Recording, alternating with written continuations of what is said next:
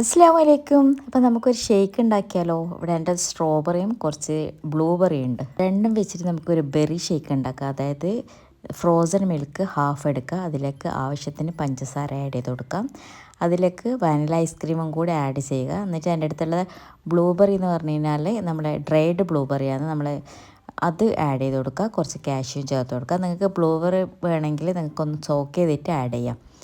ഇത് കുറച്ച് വെള്ളം ഒഴിച്ചിട്ട് നല്ല തിക്കായിട്ട് അടിച്ചെടുക്കാം. ഇത് നമ്മൾ സെർവിങ് ഗ്ലാസ്സിൽ ഹാഫായിട്ട് അത് ഒഴിച്ച് കൊടുക്കാം.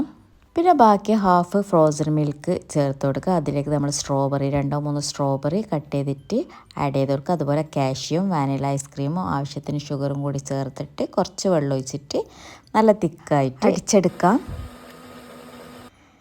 എന്നിട്ട് അത് മേലെ ഒഴിച്ച് കൊടുക്കാം. ഇത് നല്ല അടിപൊളി കളറ്, നല്ല കളർ കോമ്പിനേഷന്, നല്ല കാണാൻ നല്ല മൊഞ്ചുണ്ടാവും.